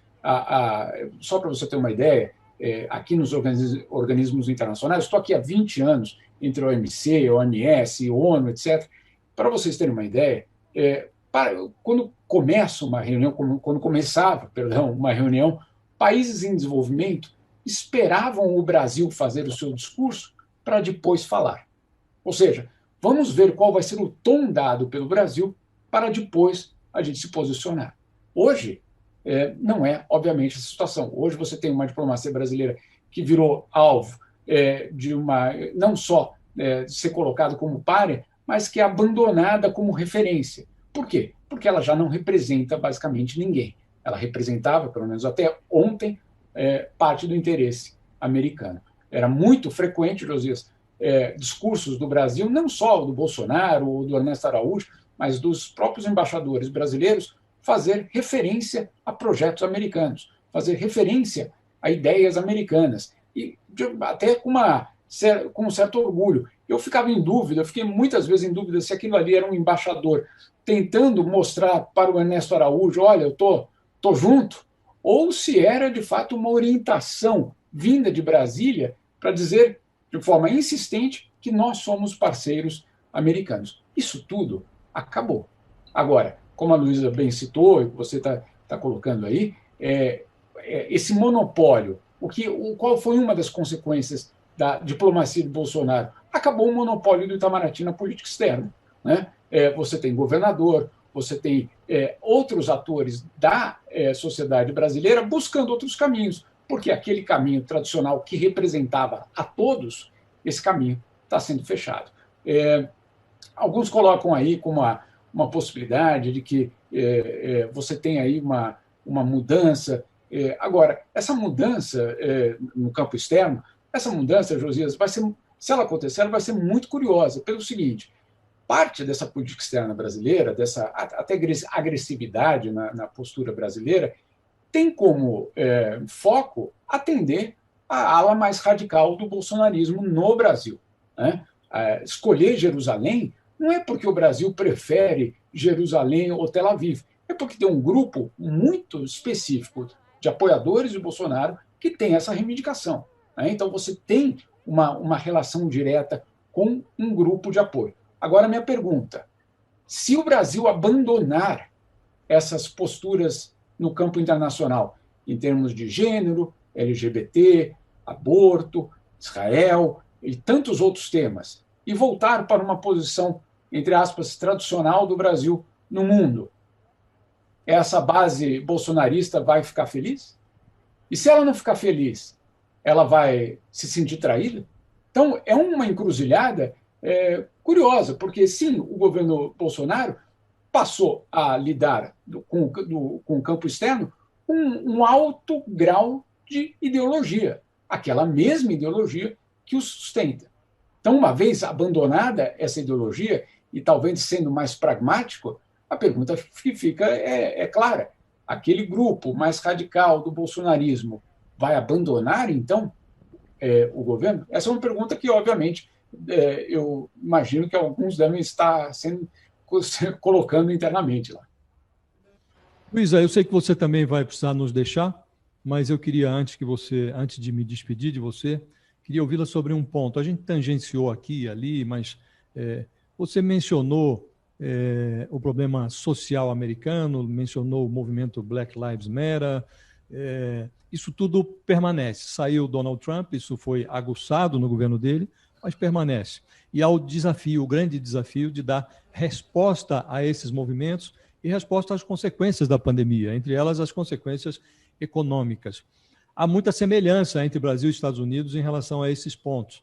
O movimento negro que reagiu nos Estados Unidos, reagiu também aqui, quando houve ali o assassinato de um consumidor negro num supermercado no Rio Grande do Sul. São problemas muito semelhantes. Você acha que o novo governo americano tem ferramentas para superar este drama que divide os americanos, o econômico e o social, ou isso vai ser uma pedra no sapato do Joe Biden? Daqui a 4 anos ele pode estar sendo questionado pelos movimentos que fará? Olha, a questão econômica tende a se agravar, né? A nova secretária de Tesouro americana disse que os Estados Unidos caminha para uma recessão se os congressistas não fizerem algo grande e rápido. Tem esse novo pacote de 1,9 trilhão de dólares para ser passado um novo socorro pandemia.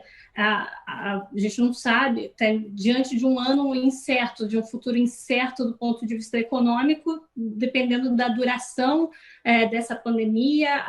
As vacinas, a vacinação começou, mas é lenta, ainda vai demorar bastante para que uma parcela importante da população americana esteja vacinada e que a gente possa voltar. É bom a gente lembrar que boa parte do país, ou pelo menos aqui na costa leste, a gente está em uma situação de confinamento, bom, vários 50 tons de confinamento, mas aqui em Nova York, boa parte da cidade está fechada, uma cidade completamente deformada, a maior cidade dos Estados Unidos foi completamente deformada pela pandemia, no sentido de que não tem turistas, as universidades estão virtuais, pela maior parte, com um número de alunos bastante reduzido na forma presencial. O centro de Manhattan está completamente esvaziado, as pessoas estão trabalhando de casa, muitas pessoas deixaram a cidade para trabalhar, para voltar para o seu estado de origem ou para ficar em algum lugar mais barato. Tem uma crise imobiliária gigante em Nova York, com mais de 15 mil apartamentos vazios. Há muitos problemas para serem tratados e a pandemia, como o Kennedy falou, evidenciou uma falta de proteção social, e essa escolha pelo Biden em todos os debates do Partido Democrata, a gente viu esse pedido, esse anseio por uma rede de proteção mais densa, e que os Estados Unidos, comparado com a resposta americana, a sensação, a percepção americana que eles falharam, né? Não só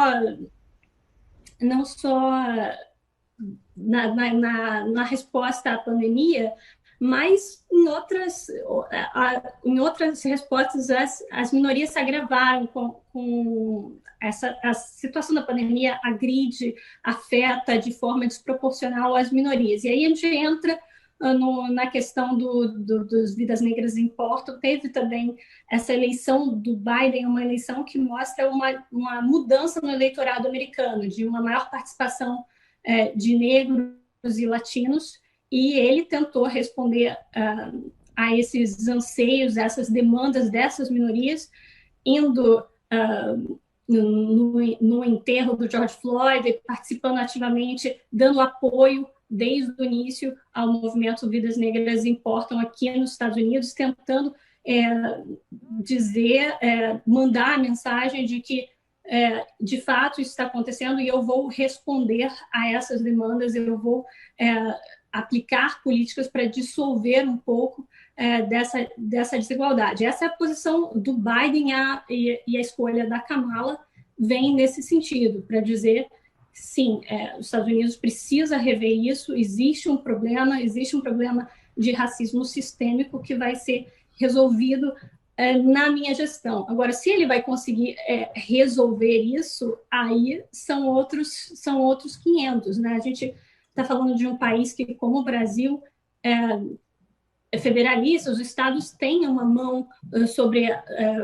os estados e prefeituras têm uma mão sobre a gestão da força policial. A gente acompanhou várias para os críticos, micro-reformas na polícia americana, ou nas várias polícias americanas, depois do Vidas Negras Importam e desfinanciamento da polícia. Para os críticos foi muito pouco, falta muito e não vai resolver, foram só medidas apaziguadoras para acalmar os ânimos. Para outros, o fato de pelo menos 20 grandes cidades americanas terem, de fato, reduzido a verba dos departamentos de polícia e tentado aplicar medidas para tornar pelo menos o recorde, o histórico dos policiais infratores mais visível, para tentar tirar eles das ruas e reduzir esses episódios de abuso, de assassinato, que são tão comuns aqui nos Estados Unidos como no Brasil. Isso a gente ainda vai acompanhar. Acho que tem muito trabalho a ser feito.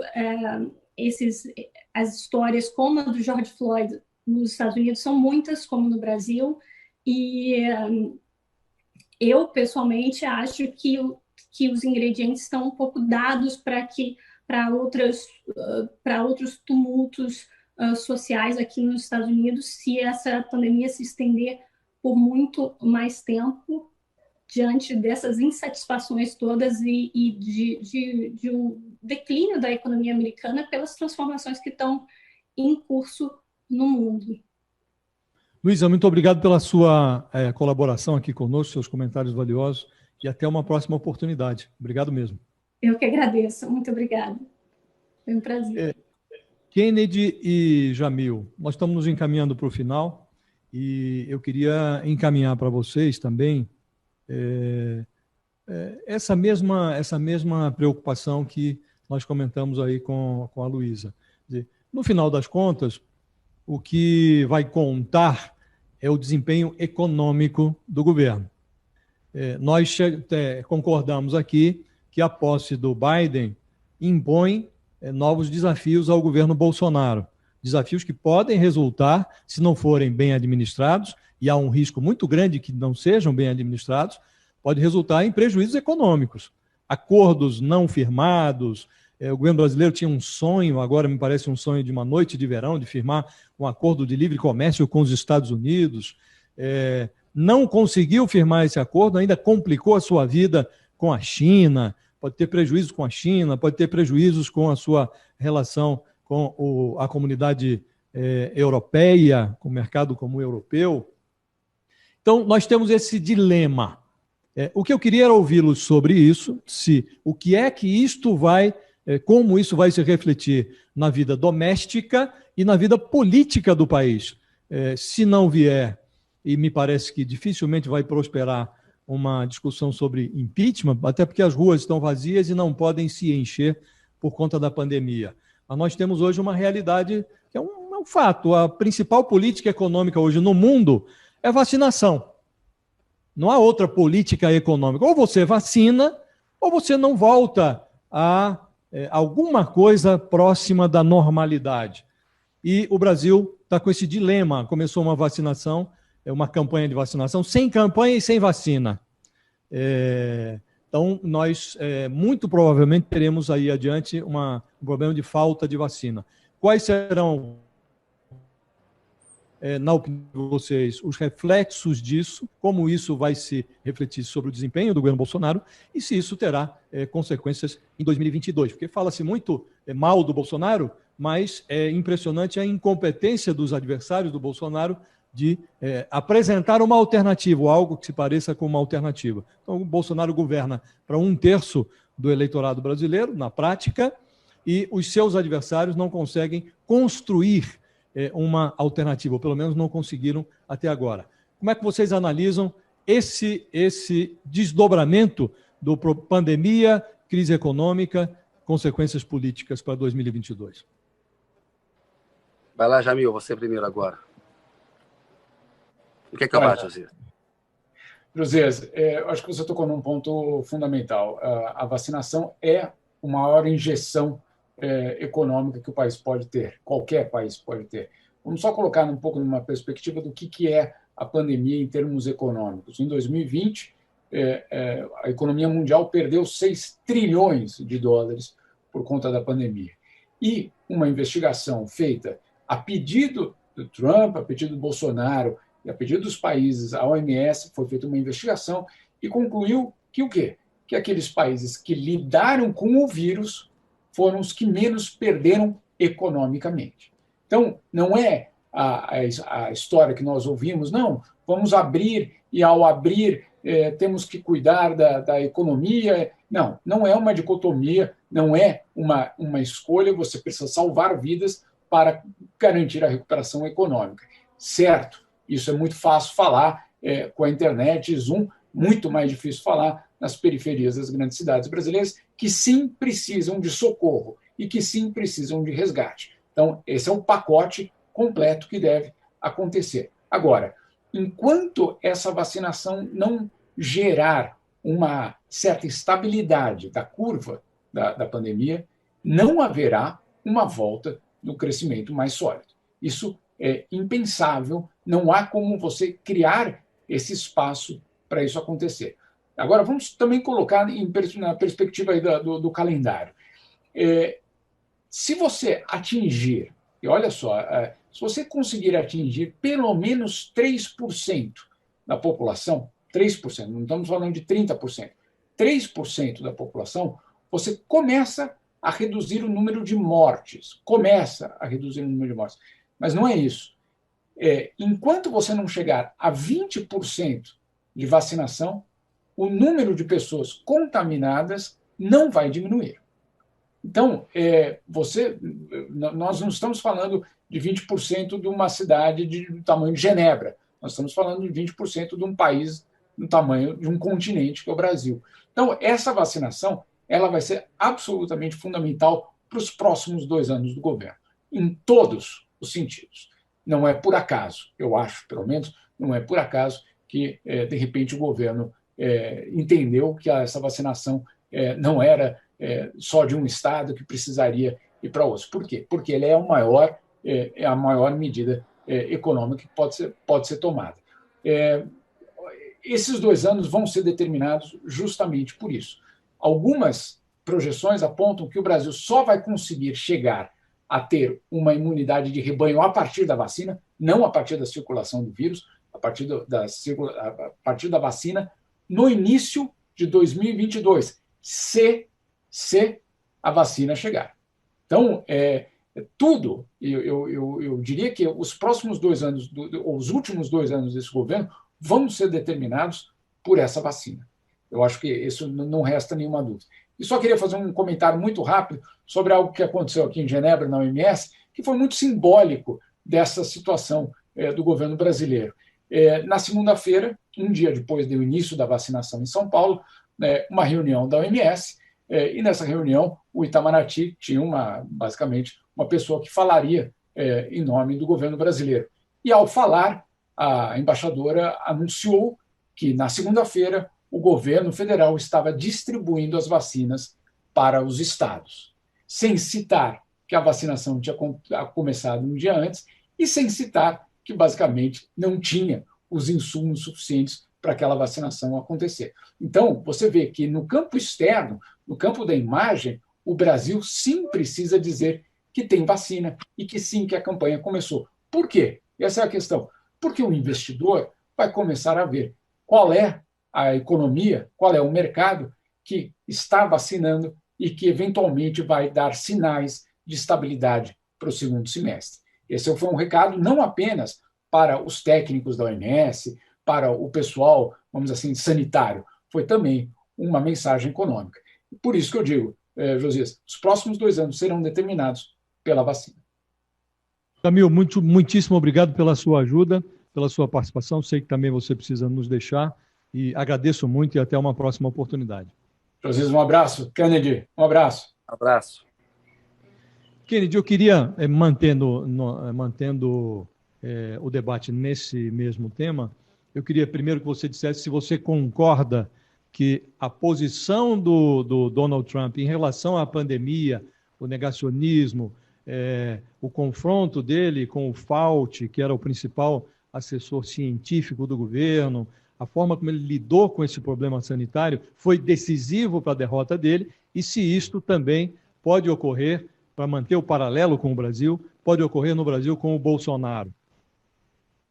Eu não tenho dúvida, eu acompanhei lá a forma como o Trump minimizou a pandemia e a incompetência dele para lidar com o problema foi determinante para a vitória do Biden. Houve outros fatores também, né? O racismo estrutural, a forma como o Trump também lidou mal com esse problema, uma estratégia de frente ampla do Partido Democrata, que entendeu que o Biden, um moderado, era o melhor candidato. Quando eu cheguei em Washington em janeiro, o Partido Democrata tinha ainda 12 candidatos disputando a indicação. Em 2 meses e meio, o Bernie Sanders, que representava a esquerda democrata, recuou, apoiou o Biden, e o Biden teve uma união do partido para fazer uma campanha que se mostrou vitoriosa ao final. Lutou contra as fake news, enfim, uma série de fatores, mas sem dúvida a questão da pandemia é a principal. E eu creio que também a derrocada do Bolsonaro, que eu acho que acontecerá por causa da pandemia. Você falou, né, José, que a gente começou uma campanha de vacinação sem vacina, sem seringa, sem agulha, né? Sem os insumos para produzir a vacina, sem um plano nacional de imunização, né? O general Pazuello, que supostamente entende de logística, é um desastre, né, desse ponto de vista. E nós aqui no UOL fizemos uma entrevista com o ex-ministro Mandetta, que não é nenhum opositor do governo da esquerda, né, que disputou contra o Bolsonaro, foi ministro da Saúde do Bolsonaro, que disse que não haverá vacina ao longo de 2021 para todo mundo. Nós vamos viver com vacina a conta-gota. Então, o cenário presente é ter uma parcela relevante da população vacinada só até 2022. E aí a gente chega naquele ponto que você tocou. Qualquer presidente que diz hoje que tem uma preocupação com a economia tinha que estar preocupado em vacinar a sua população. Mas o Bolsonaro colocou o Brasil no fim da fila nessa corrida planetária. A gente está vendo que a Índia, chateada com a questão das patentes, está fazendo um jogo duro com a gente. Você imaginar que um país importante como o Brasil, com 210 milhões de habitantes, está sendo governado por um cidadão completamente incompetente, e cuja incompetência não vai ser sanada por uma inteligência política de mudar a equipe, trazer outros colaboradores, enfim. Você analisou corretamente que não tem uma alternativa da oposição, porque o Bolsonaro está perdendo até quem o apoiou em 2018. A gente está vendo agora pessoas como o Luciano Huck, que disseram que o Bolsonaro poderia ressignificar a política brasileira, convocando panelaço contra o Bolsonaro. O Biden nunca apoiou o Trump. O Biden criticou o Trump desde o começo. Quando houve o episódio de Charlottesville, em que neonazistas atacaram manifestantes, o Biden disse que isso foi determinante para a campanha dele. A gente vê hoje o Moro criticando o Bolsonaro.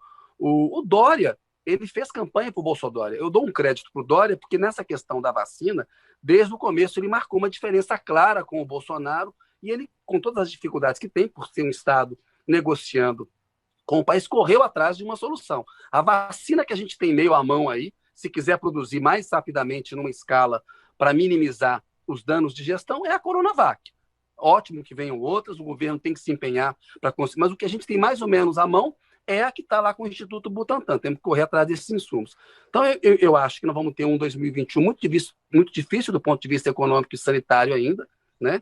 O exemplo da máscara é inacreditável, ele não dá nenhum exemplo, ele promove, o Bolsonaro, aglomerações o tempo inteiro. Por onde você vai no Brasil, você vê as pessoas sem máscara, a situação ainda vai piorar, porque, como o Jamil lembrou, para diminuir o número de casos, tem que ser vacinada uma parcela importante da população, a gente está muito longe de conseguir chegar a essa parcela, então eu vejo dias muito difíceis para o Brasil. Lá nos Estados Unidos, o Biden agora, ele assume com maioria na Câmara e no Senado, não é uma maioria elástica, mas é uma maioria que vai ser fundamental para ele conseguir, Josias, liberar logo esse pacote de ajuda que o Trump estava travando. Isso tem um efeito na economia. Isso acaba sendo bom para o Brasil, porque uma volta dos Estados Unidos a uma certa normalidade econômica, institucional, internacional, acalma um pouco o planeta e o comércio internacional. Isso acaba beneficiando um país como o Brasil, que é um grande exportador de commodities. Mas a gente vê, você lembrou há pouco, o entreveiro que a gente está tendo com a União Europeia, por causa da nossa soja e da destruição do meio ambiente. Eu quero tocar nisso, porque a gente está falando muito da questão da pandemia, e ela, de fato, tem que ser a nossa principal preocupação, mas a questão ambiental no Brasil também é gravíssima. O que está sendo feito agora é um crime em relação às futuras gerações. Então, esse estrago que o Trump fez nos Estados Unidos vai dar trabalho para o Biden e as futuras gerações consertarem. A gente vê que a democracia, de fato, é uma coisa muito frágil, mas é possível vencer a fake news. Acho que é muito importante que essa vitória do Biden, apesar de ele ser um conservador, apesar dos Estados Unidos terem uma posição imperialista no mundo, a gente saber que eles jogam duro, eles podem trazer uma certa calma para o planeta agora com a administração do Biden. Isso vai acabar beneficiando o Brasil. E nós aqui temos que criar uma alternativa ao Bolsonaro. Os governadores de estado estão procurando fazer, alguns prefeitos estão procurando fazer, a sociedade civil está procurando fazer, mas é isso, Josias, a gente está prisioneiro do pior presidente da nossa história, né? Esse cidadão foi guindado a essa posição, não tem capacidade para exercer o cargo, o ministério é incapaz, e nós temos que lidar com isso, porque as nossas instituições são omissas em relação à série de crimes de responsabilidade cometida já pelo Bolsonaro, né? Uma série de crimes de responsabilidade que ele já cometeu, e a gente vê que isso talvez não prospere. É uma situação muito complicada, eu estou pessimista com o Brasil no curto prazo, mas acho que no médio prazo a gente pode atravessar esse período de trevas aí, sair melhor do que entramos em 2022, 2023, o país seguir um outro rumo, porque essa experiência do Bolsonaro acho que é uma mancha na nossa geração. Eu, como jornalista, Josias, você também, você cobriu muitos governos, somos jovens ainda, mas enfim, cobrimos vários presidentes. É inacreditável a incapacidade do Bolsonaro e como que ele jogou o país num abismo. Como qualquer área que você olhe, você vê retrocessos, nessa tentativa de mudar a legislação das polícias militares para criar uma espécie de milícia, né? Nós temos aqui, os nossos militares tinham que seguir um pouco o exemplo dos militares americanos e garantir o respeito à Constituição. É fundamental, né? E é interessante que uma notícia do discurso do Biden, importante vou respeitar a Constituição e vou defender a democracia. A que ponto o mundo chegou? A gente acha que essas coisas estão dadas, que a democracia é uma conquista, que a Constituição é um patrimônio de todos nós, mas rapidamente essas conquistas elas podem ser perdidas se um país faz escolhas erradas, como os Estados Unidos fizeram com o Trump e como a gente fez com o Bolsonaro, Josias. Muito bem, estamos chegando ao final da nossa transmissão.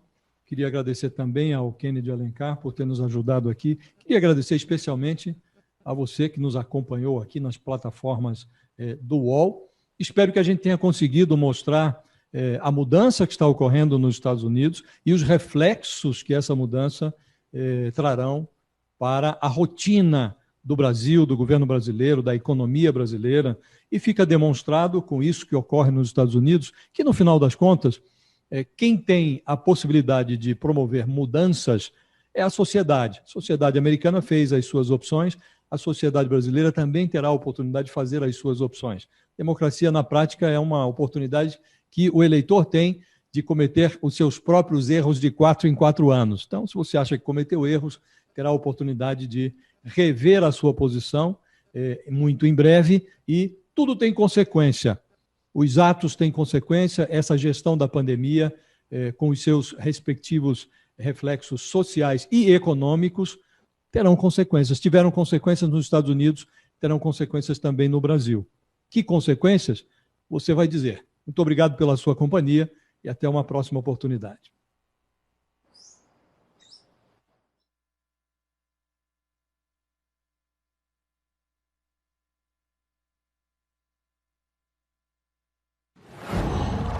Wow.